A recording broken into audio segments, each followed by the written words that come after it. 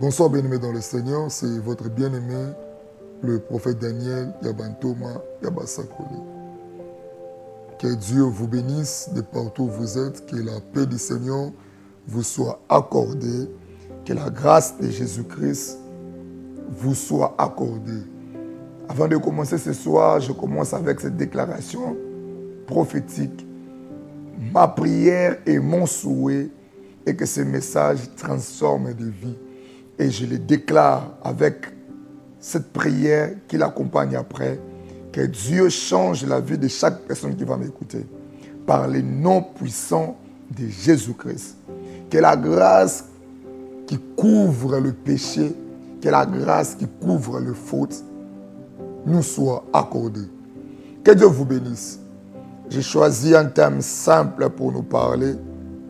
Que signifie Seigneur et Sauveur? Vous savez, nous sommes en train de parler chaque jour. J'ai reçu Jésus-Christ comme Seigneur et Sauveur. Jésus-Christ est Seigneur et Sauveur dans ma vie. Mais parfois nous parlons de ça d'une manière péjorative. Beaucoup de gens ne comprennent pas ce que cela signifie.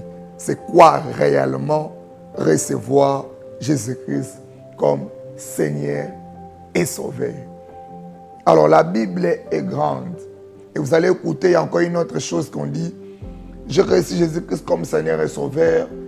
Je suis devenu une nouvelle créature. Nous avons l'habitude de dire des choses pareilles.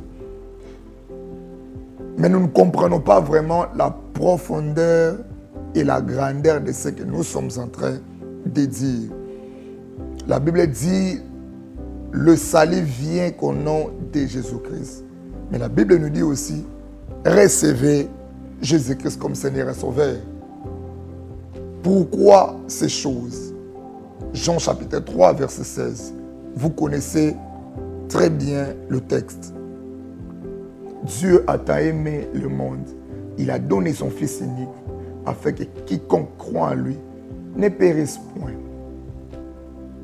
Mais après, il nous dit, le recevoir comme Seigneur et Sauveur. C'est qui un Seigneur? Un Seigneur, c'est un maître de propriété. Un maître qui conduit, qui domine, qui possède des choses, qui a des ouvriers, qui travaillent à son compte. C'est ça un Seigneur. Aux temps anciens, lorsqu'on appelait une personne Seigneur, c'est qu'il possédait des richesses, il possédait des maisons, des élevages, et il avait sous son autorité des esclaves, les gens qui travaillaient pour lui. C'est qui un sauveur? Un sauveur, c'est une personne qui te sauve, qui t'arrache dans des problèmes, dans la mort, dans une situation qui n'était pas bonne, dans une vie qui n'était pas bonne. C'est telle personne qu'on appelle sauveur. Mais qu'est-ce qui se passe? La Bible nous dit de recevoir Jésus-Christ comme Seigneur et Sauveur. En recevant Christ comme Seigneur et Sauveur, pourquoi il doit devenir premièrement notre Seigneur? Il devient notre Seigneur parce que avant de devenir une nouvelle créature, en nous, il y a une ancienne créature. Et nous devons recevoir Christ en réuniant ou en chassant l'ancienne personne en nous. Ce qui est très important. Si nous ne le faisons pas ça, c'est difficile que celui que nous recevons devienne Seigneur dans notre vie. Lorsqu'il devient Seigneur dans notre vie, il vient pour diriger, dominer, orienter, corriger. Il vient s'imposer.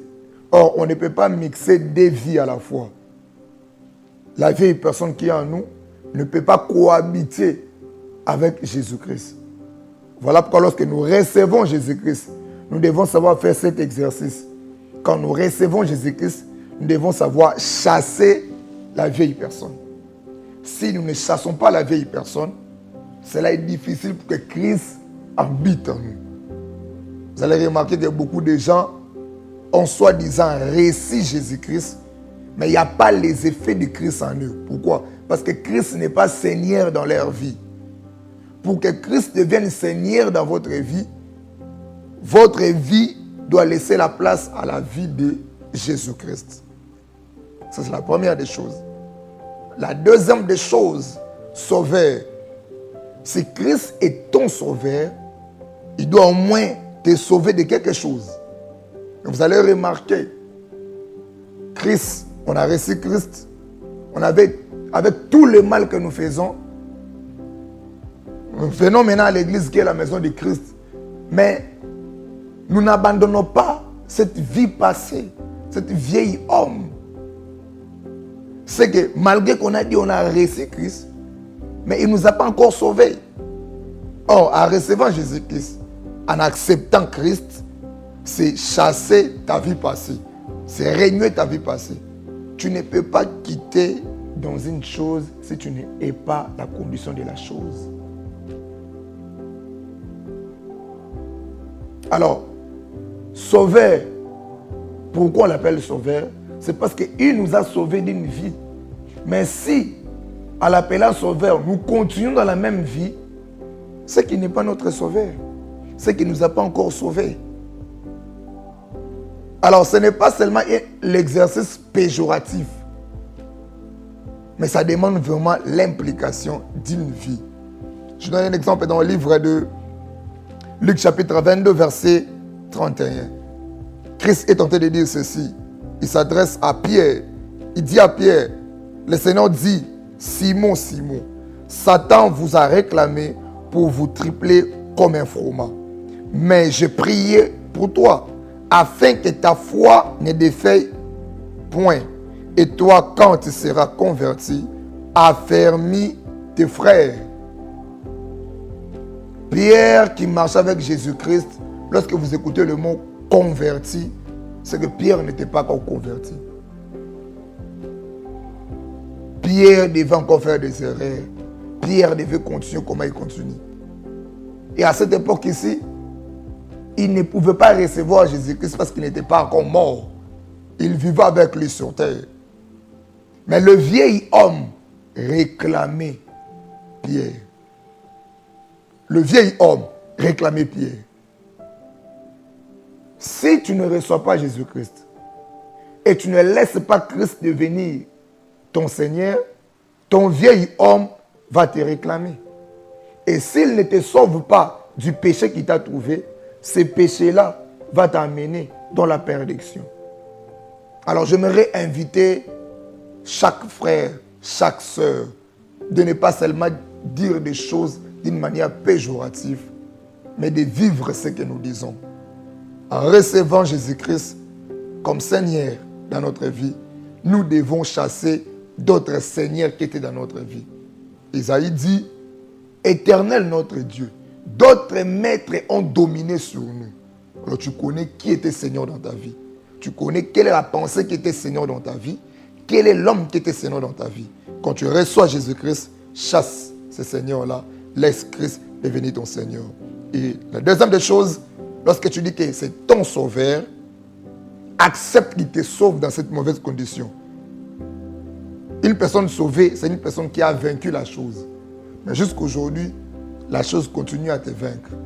C'est que Christ n'est pas encore ton Seigneur et il n'est pas encore ton sauveur. J'aimerais faire cette prière avec vous avant de finir. Toi qui me suis, j'aimerais faire cette prière avec toi. La Bible dit ceci. Recevons Christ comme Seigneur et Sauveur. Tu es à la maison. Toutes ces choses vont prendre de l'allure ou vont prendre de la force lorsque nous mettons ce que nous disons en pratique.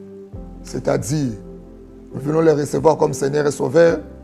Acceptons Christ tel qu'il est. Il est Dieu. Il vient dans notre vie. Laissons-lui la place de nous conduire, de dominer, de nous imposer ce qu'il veut. Et acceptons d'être sauvés dans nos mauvaises habitudes, nos vieilles comportements, de choses qui ne bénissent pas le nom de Jésus-Christ. Alors c'était ça mon message. Avant de finir, j'aimerais prier avec une personne qui me suit à cet instant. Répète avec moi.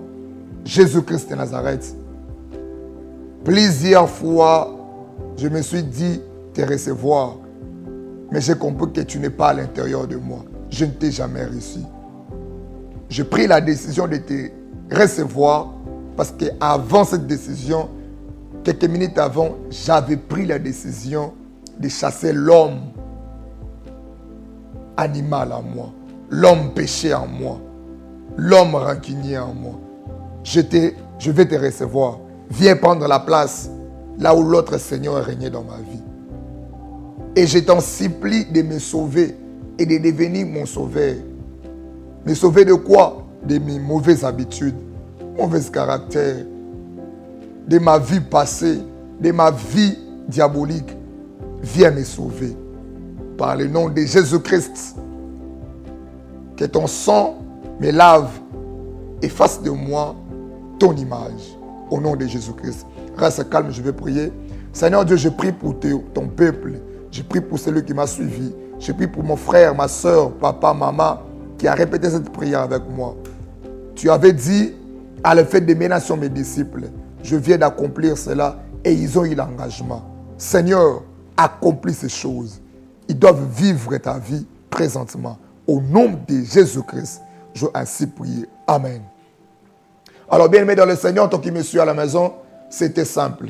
Ce n'est pas seulement question de parler, mais c'est aussi question de faire 2 actes. Que Dieu vous bénisse. Prends la décision de le recevoir et de chasser le vieil homme en toi.